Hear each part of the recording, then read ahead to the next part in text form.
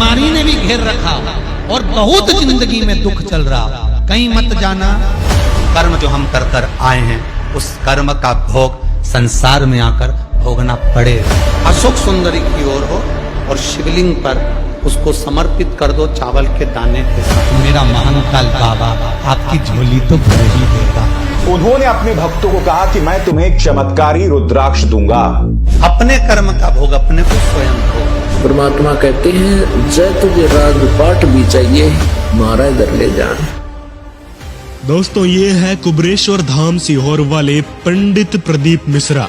आजकल बहुत चर्चाओं में है, विशेषकर रुद्राक्ष बांटने के लिए इनको रुद्राक्ष बाबा भी कहा जाता है। तो चलिए पहले तो इनके इतिहास पर नजर डालते हैं। प्रदीप जी ने अपनी प्रारंभिक शिक्षा पूरी करने के बाद इंदौर में गोवर्धन नाथ हवेली के एक मंदिर के ब्राह्मण से इन्होंने कथा वाचन की शिक्षा ली। उसके बाद श्रीमद् भागवत की कथा करना शुरू कर दिया। उसमें ये श्री कृष्ण जी का गुणगान करते थे, उनकी लीलाएं सुनाया करते थे। श्री कृष्ण जी से ऊपर कोई प्रभु नहीं है, ये सब बातें बताया करते थे।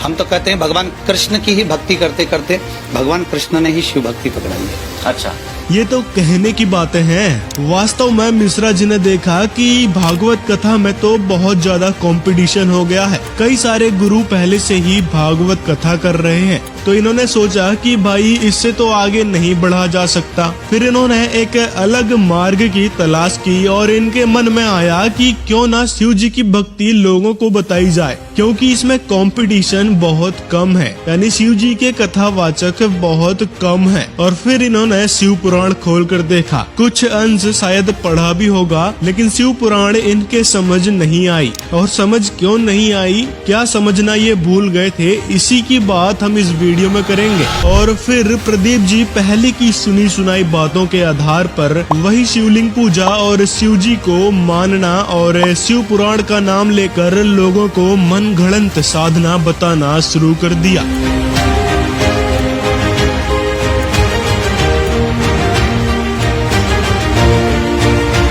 इस प्रकार अब शिव भक्ति और शिव पुराण कथा का सिलसिला शुरू हो गया, जिसमें लाखों की तादाद में शिव भक्त कथा सुनने कुबरेश्वर धाम सीहोर आने लगे। लेकिन दोस्तों सही मायने में देखा जाए तो सीहोर आने वाले श्रद्धालु कथा सुनने नहीं बल्कि अपनी समस्याओं के निदान के लिए वहां आते थे, क्योंकि प्रदीप जी हर एक समस्या को दूर करने का दावा करते रहते हैं। जी हाँ, कोई भी समस्या हो, नौकरी नहीं मिल रही, शादी नहीं हो रही, शरीर में भयानक कष्ट है, कैंसर तक के रोग को केवल शिवलिंग पर बेलपत्र और एक लोटा जल चढ़ाकर उन रोगों को, उन समस्याओं को ठीक करने की गारंटी तक देते हैं। और इन्हीं बातों से प्रभावित होकर लोगों का समूह इनकी ओर आकर्षित होने लगा। बीमारी समाप्त नहीं हो रही, या मेरा दुख या मेरी तकलीफ है समाप्त नहीं हो रही, बार बार आपको लग रहा है कि दुख पीछा ही नहीं छोड़ रहा, ये बेलपत्री और 7 दाने चावल के ओम नमः शिवाय बोलकर, नमः शिवाय बोलकर या श्री शिवाय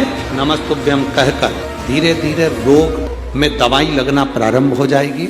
एक दिया बेलपत्री के वृक्ष के नीचे लगाया है और दूसरा दिया जब आप घर में प्रवेश करोगे तो राइट हैंड पर ही लगाएं। शमी पत्र 5 बेलपत्र तांबे के लोटे में जल में डाल लीजिए और शंकर जी के मंदिर में वो ऐसा कैसा ही पानी पूरा उंडेल कर डालकर शिवलिंग पर आ जाए। या आपका शरीर कहीं ना कहीं कष्ट प्रदान कर रहा हो तो 8 मुखी रुद्राक्ष का पानी पीना प्रारंभ कर दीजिए।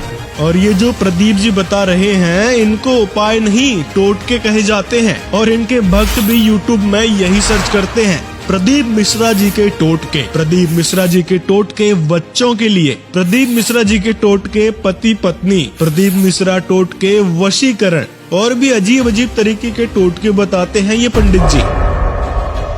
अरे पंडित जी क्यों लोगों को बेवकूफ बना रहे हो? एक तरफ आप कहते हो कि कर्मों का फल भुगतना ही पड़ेगा, प्रारब्ध के कर्म में समाप्त नहीं हो सकते। अपना कर्म जो हम कर कर आए हैं उस कर्म का भोग संसार में आकर भोगना पड़ेगा। एक रोटी भी हमको खाने को मिल रही है तो हमारे पूर्व के किए हुए कर्म के अनुसार मिल रही है।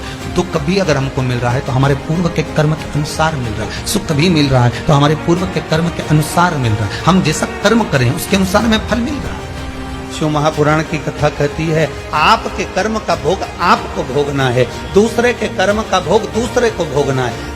पूर्व में तुम किसको क्या कर कर आए हो तुम्हें नहीं मालूम, यहाँ तो तुम कपड़ा चेंज कर कर बैठे हो, इसलिए कर्म तो भोगना। आप तो अपनी ही बातों को गलत साबित कर रहे हो। एक तरफ कहते हो कि कर्मों का फल अब भुगतना ही पड़ेगा और फिर आप इन समस्याओं के टोटके बताने लग रहे हो। कहीं तो स्थिर हो जाओ, क्यों लोगों को बेवकूफ बना रहे हो।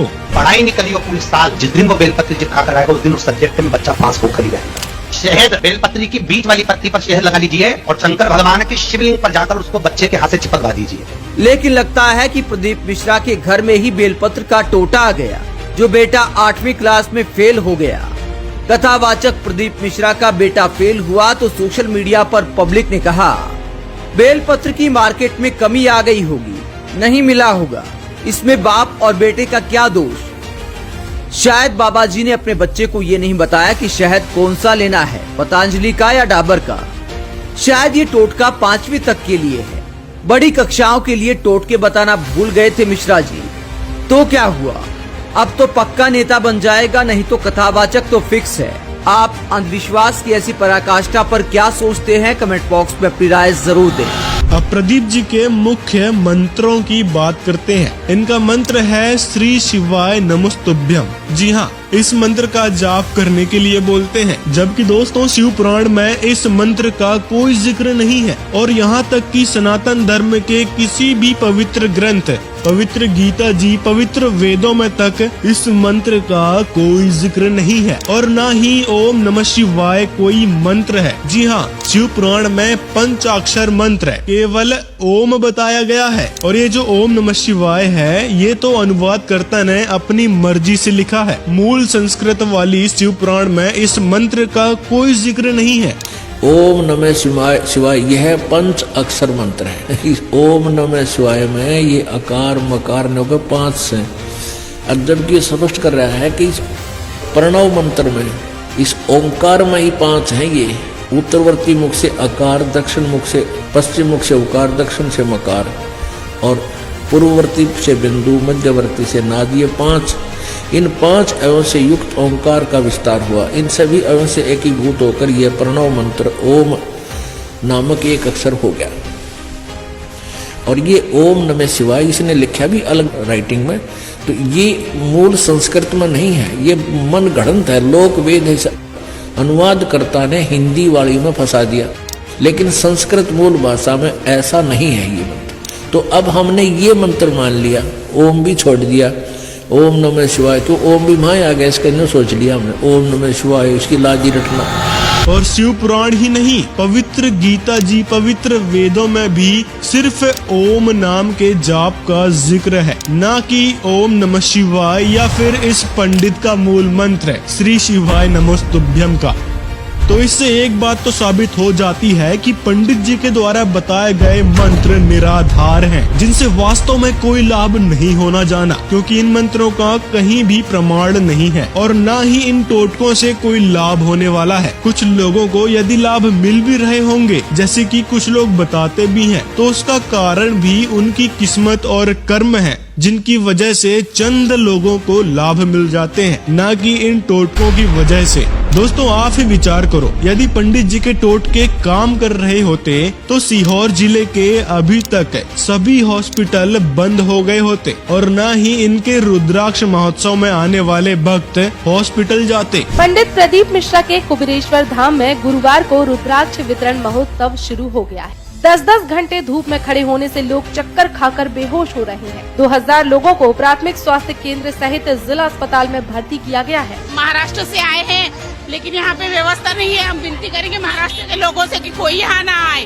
क्योंकि बहुत परेशान हो रहे हैं। खाने की व्यवस्था नहीं, पीने की व्यवस्था नहीं। बोले थे महाराज ने कि खाने की व्यवस्था करेंगे, पानी की करेंगे, पानी नहीं मिला, कल से कुछ नहीं मिला हमारे को। तो ऐसा नहीं कि व्यवस्था नहीं करेगी, प्रशासन हो चाहे हमारी समिति हो, पूर्ण तरह से व्यवस्था कर बैठी है। लाखों लोगों के भोजन का भंडारा, लाखों लोगों के भोजन की व्यवस्था, लेट बात आदि की व्यवस्था, पानी की व्यवस्था और उनके रुकने की व्यवस्था।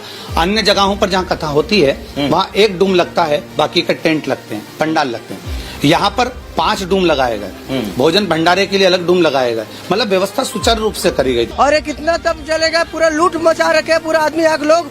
और सीहोर वाले महाराज जी बोलते हैं कि सीहोर का आदमी हमारे पल के बिछा बैठे, कोई पल के नहीं बिछाया है, पूरा लूट कर रहे हैं। ऐसा नहीं है यहाँ पर बिल्कुल भी, ना खाने की ना पानी की। छोटे बच्चे को लेकर गए, आपको कुछ मिला खाने को? कुछ भी नहीं। कहाँ रहे आप?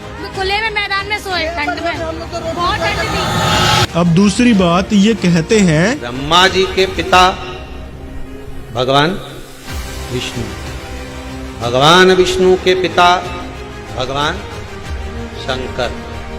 प्रश्न खड़ा हो जाता है कि शंकर जी के पिता, प्रश्न खड़ा हो, शंकर का पिता कौन है? शंकर आजन्मा, जन्म नहीं लेते, इसीलिए अमर कथा सुना था। अजन्म, एक बिंदु शिव है, मात्र एक बिंदु शिव है। इनको शास्त्रों की और भगवान की कोई जानकारी नहीं है। देखिए पहले तो देवी भागवत महापुराण का 3रा स्कंद अध्याय 5 का पेज नंबर 123। ये 3रा स्कंद, यहाँ पर भगवान विष्णु अपनी माता दुर्गा की महिमा स्तुति कर रहे हैं। तुम शुद्ध स्वरूपा हो, यह सारा संसार तुम्ही से उद्भासित हो रहा है। मैं ब्रह्मा और शंकर, हम सभी तुम्हारी कृपा से विद्यमान है। हमारा आविर्भाव जन्म, आविर्भाव माने जन्म, तिरोभाव माने मृत्यु हुआ करता है। केवल तुम ही नित्य हो, जगत जननी हो, प्रकृति और सनातनी देवी हो। प्रकृति दुर्गा को कहते हैं, ये स्पष्ट लिखा है। भगवान शंकर बोले, देवी यदि महाभाग विष्णु तुम्ही से प्रकट हुए हैं, उनके बाद उत्पन्न होने वाले ब्रह्मा भी तुम्हारी बालक हुए, फिर तमोगुनी लीला करने वाला शंकर, क्या मैं तुम्हारी संतान नहीं हुआ? अर्थात मुझे भी उत्पन्न करने वाली तुम ही हो। शिवे, संपूर्ण संसार की सृष्टि करने में तुम बड़ी चतुर हो। इस संसार की सृष्टि, स्थिति और संहार में तुम्हारे गुण सदा समर्थ हैं। उन्हीं तीनों गुणों से उत्पन्न हम ब्रह्मा, विष्णु एवं शंकर नियमानुसार कार्य में तत्पर रहते हैं। दोस्तों देवी पुराण के इस वाक्य से 2 बातें स्पष्ट हो जाती है। पहली तो ये कि शिव जी केवल निर्धारित कार्य कर सकते हैं, यानी कर्मों में किसी भी प्रकार के टोटके से फेरबदल नहीं कर सकते, यानी कर्मों के कारण आए दुखों को शिव जी दूर नहीं कर सकते, क्योंकि वो भी अपने विधान, अपने नियम में बंधे हुए हैं। कि ये ब्रह्मा विष्णु महेश केवल वर्क डन ही दे सकते हैं, ये किसी का संकट निवारण नहीं कर सकते। जैसा जिसका कर्म है वैसा ही देंगे, पुण्य भी पाप भी। केवल परम अक्षर ब्रह्म सतपुरुष कबीर साहब वो परमात्मा है जो हमारे भाग्य के लेखों को बदल सकते हैं, बुरों को। और दूसरा ये है कि देवी दुर्गा जी ब्रह्मा, विष्णु और शंकर जी की माता जी हैं। और पिता कौन है? देखिए शिव महापुराण पृष्ठ संख्या 100 से 103। सदाशिव यानी काल रूपी ब्रह्म और प्रकृति यानी दुर्गा के मिलन यानी पति पत्नी व्यवहार से सतगुण श्री विष्णु जी, रजगुण श्री ब्रह्मा जी तथा तमगुण शंकर जी की उत्पत्ति हुई। यह प्रकृति यानी दुर्गा, जिन्हें अष्टांगी भी कहा जाता है, इनको त्रिदेव जननी ब्रह्मा, विष्णु, महेश की माता कहते हैं। अब शिव पुराण के पृष्ठ संख्या 110 अध्याय 9 रुद्र संहिता में कहा है कि इस प्रकार ब्रह्मा, विष्णु तथा शिव इन तीनों देवताओं में गुण हैं, परंतु शिव यानी जो काल ब्रह्म है वो गुणातीत माने गए हैं। अब पंडित मिश्रा जी यहीं भटक गए होंगे कि यहाँ पर तो शिव लिखा है। रुद्र संहिता हम पढ़ रहे हैं और ये संक्षिप्त शिव पुराण 110 पृष्ठ पे यहाँ लिखा है कि इस प्रकार ब्रह्मा, विष्णु तथा रुद्र इन 3 देवताओं में गुण हैं, परंतु शिव गुणातीत माने गए हैं। अब ब्रह्मा, विष्णु, रुद्र, यु शंकर, ये तो हो गए 3। और इन तो चौथा युग, इन मत गुण है रजगुण ब्रह्मा, सतगुण विष्णु, तमगुण शिव शंकर, और ये शिव कहते गुणातीत माने गए। ये गए ना 4 हो गए बाड़े यहाँ पर। इससे स्पष्ट होता है कि ये शिव जो है वो अलग है, जिसे काल ब्रह्म कहते हैं, जिसके बारे में गीता अध्याय 14 श्लोक 3 से 5 में प्रमाण है। इन सारी बातों से स्पष्ट होता है कि देवी दुर्गा और काल ब्रह्म यानी सदाशिव इन तीनों देवताओं के माता पिता हैं और ये मृत्युंजय अविनाशी नहीं है। तो दोस्तों ये है वास्तविक तत्व ज्ञान, जो तत्वदर्शी संत रामपाल जी ने पवित्र सदग्रंथों से खोलकर दिखाया है। इस टोटके बाबा प्रदीप मिश्रा की तरह नहीं कि शिव पुराण की चंद पंक्तियां पढ़कर कथावाचक बन गए और लोगों को दुख दूर करने के नाम पर अलग अलग टोटके बताने लगे। संत रामपाल जी महाराज ने शिवलिंग के रहस्य को भी शिव पुराण से उजागर किया है। इन प्रमाणों से पंडित प्रदीप मिश्रा की भक्ति साधना के नाम पर फैले पाखंड और अंधविश्वास का पता चलता है कि ये किस प्रकार से शिव पुराण का नाम ले लेकर लोगों को मूर्ख बना रहे हैं। अब पंडित जी द्वारा बताई थ्योरी प्रारब्ध के कर्म नहीं कट सकते, इस थ्योरी का पवित्र वेदों से प्रमाण सहित खंडन करते हैं। पवित्र वेदों में कहा गया है कि पूर्ण परमात्मा सत्य भक्ति करने वाले भक्त के सभी तरह के असाध्य रोगों को ठीक करके पूर्ण स्वस्थ कर देता है। इसका प्रमाण ऋग्वेद मंडल 10 सूक्त 161 मंत्र 1, 2, 5 में है। ऋग्वेद मंडल 10 सूक्त 162 मंत्र 5, ऋग्वेद मंडल 10 सूक्त 163 मंत्र 1 से 3, ऋग्वेद मंडल 9 सूक्त 80 मंत्र 2 में भी है। दोस्तों, इन सब श्लोकों को आप मिलान कर सकते हैं और देख सकते हैं कि परमात्मा की क्या महिमा लिखी हुई है। और वेदों में बताया गया है कि परमात्मा सभी अपराध यानी पाप को क्षमा कर देता है, घोर से घोर पाप को भी नष्ट कर देते हैं। देखिए प्रमाण, यजुर्वेद अध्याय 4 मंत्र 15, यजुर्वेद अध्याय 5 मंत्र 30, यजुर्वेद अध्याय 8 मंत्र 13, ऋग्वेद मंडल 9 सूक्त 82 मंत्र 1, ऋग्वेद मंडल 9 सूक्त 86 मंत्र 26। और आपको बता दें कि पवित्र वेदों में कहीं भी ब्रह्मा विष्णु महेश की महिमा इस प्रकार नहीं लिखी हुई है जो कबीर देव कबीर साहब के बारे में लिखी है। पवित्र वेद गीता जी भी कबीर देव यानी कबीर साहब का गुणगान करती हैं। तो ये थी शॉर्ट में बताई जानकारी। डिस्क्रिप्शन में हमने लिंक दिया है, उसमें आप वेदों, कुरान, गीता, बाइबल से प्रमाण डिटेल में देख सकते हैं। तो दोस्तों, इस पंडित प्रदीप मिश्रा के अज्ञान को आप यहीं से समझ सकते हैं कि इसके पास क्या ज्ञान होगा। इन्होंने तो अपना कथावाचन रूपी व्यवसाय चलाने के लिए पहले कृष्ण जी को सबसे बड़ा भगवान बता दिया, फिर उससे काम नहीं चला तो शिव जी को शिव पुराण के अनुसार बड़ा बता दिया और यहाँ तक कि ब्रह्मा विष्णु के बाप भी बताने लगे थे। तो दोस्तों, आपसे निवेदन है, ऐसे फर्जी बाबाओं, पाखंडी बाबाओं से बचें और अपने सदग्रंथों को खोल कर देखें कि ये बाबा जी जो बता रहे हैं, जो कह रहे हैं, वो सही है या नहीं है। अब सुनिए संत रामपाल जी के द्वारा बताई भक्ति से लोगों को कैसे लाभ मिलेंगे।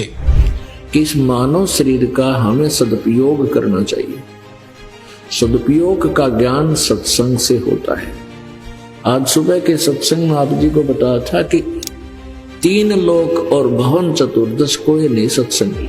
21 ब्रह्मांड के अंदर इस एक ब्रह्मांड का विवरण बताते हैं। 3 लोक, पृथ्वी लोक, पाताल लोक और स्वर्ग लोक, और 21 ब्रह्मांड इनसे अलग 14 भवन, 3 लोक और भवन चतुर्दश कोई नहीं सत्संग। यानी इस ब्रह्मांड के अंदर कोई भी यथार्थ भक्ति मार्ग से परिचित नहीं है। इस सच्चे दरबार में चाहे कोई दुखी आया है, कोई कष्ट निवारण के लिए आया है, वो कष्ट उसके लिए वरदान बन जाएगा।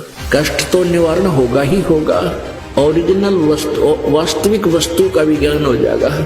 कहते हैं सतगुरु के दरबार में जाइयो बारंबार, भूली वस्तु लखा जंगे हैं सतगुरु दातारे। सतगुरु के दरबार में जाइयो बारंबार। जिस वस्तु को हम भूल चुके हैं, हम संसार संपत्ति और यहाँ की कार कोठियों को अपना मान बैठे, कहते हैं सत्संग में आपको एक ऐसी चीज याद दिलाई जाएगी जो आपको आप भूल लग गई थी। आपको ये ज्ञान सत्संग में ही सतगुरु ही करा सकते हैं। काया तेरी है नहीं, ये माया कहाँ से हो, चरण कमल में ध्यान रखो, इन दोनों को खोई। परमात्मा कहते तो कि संपत्ति ना अपनी माने बैठा तेरा शरीर अपना को नहीं। आज मृत्यु हो जाए बता, कल शमशान घाट में फूंक फाक के और कर देंगे काम। या काया तेरी नहीं है, संपत्ति के चिपटा बैठा था। परमात्मा कहते हैं हमारी शरण में आने के बाद तेरी सारी व्यवस्था करेंगे हम, क्योंकि प्रत्येक प्राणी धनी बनना चाहता है और धनी बनने के लिए वो दिन रात प्रयत्न करता है, दिन में मेहनत करता है, रात में स्कीम बनाता है, लेकिन फिर भी कुछ नहीं बन पाता। परमात्मा कहते हैं जय तुझे राजपाट भी चाहिए मारा इधर ले जान। अगर तुझे धन चाहिए, राजा बनना चाहता है, तो वो भी हम ही बना सकते हैं। आपके भाग्य में नहीं है ये साधना, हम बताएंगे, आप कीजिए, आपको वो भी मिलेगा। लेकिन इस राज्य की आपको फिर इसके मेरिट्स एंड डीमेरिट्स भी आपको साथ बताए जाएंगे। मेरिट्स यानी इसके लाभ हानि भी राज के साथ बताए जाते हैं। फिर आप राज नहीं चाहोगे, फिर कहने का भाव ये है परमात्मा का कि जहां तू डले ढोया है, जो साधनाएं आप जी कर रहे हो और जिन भगवानों को आप सुप्रीम पावर मान बैठे हो, वो आपके भाग्य में परिवर्तन नहीं कर सकते। मासा घटे न तिल बढ़े, विद ना लिखे जो लेख, सच्चा सतगुरु मेट कर ऊपर मार दे मेख। अब कहते हैं मासा घटे न तिल बढ़े, यानी कोई नो चेंज एट ऑल, आपके भाग्य में किसी प्रकार का कोई परिवर्तन ना श्री ब्रह्मा जी कर सकते, ना विष्णु जी, ना शिव जी, और न ब्रह्म कर सकता, न पर ब्रह्म कर सकता, केवल परम अक्षर ब्रह्म कर सकता है। और उस परम अक्षर ब्रह्म कब करेगा, आप उसकी शरण में आ जाओगे। गीता जी अध्याय नंबर 18 के श्लोक 62 में कहा कि अर्जुन तू सर्व भाव से उस परमेश्वर की शरण में जा, जिसकी कृपा से तू परम शांति और सनातन परम धाम, शाश्वतम स्थानम, शाश्वतम माने सदा रहने वाला, अविनाशी, कभी नष्ट ना होने वाला, कभी समाप्त न होने वाले उस लोक को प्राप्त होगा, स्थान को प्राप्त होगा, यानी सतलोक चला जाएगा। संत रामपाल जी जैसा अनमोल ज्ञान और प्रमाणित ज्ञान पूरे विश्व में नहीं है। यदि विश्वास नहीं है तो डिस्क्रिप्शन में दिए लिंक में जाकर महाराज जी के सत्संग और उनके द्वारा लिखी गई पवित्र पुस्तक पढ़कर स्वयं विचार करें। दोस्तों, अगर वीडियो पसंद आया हो तो लाइक जरूर करें, कमेंट में अपनी राय जरूर बताएं और वीडियो को ज्यादा से ज्यादा लोगों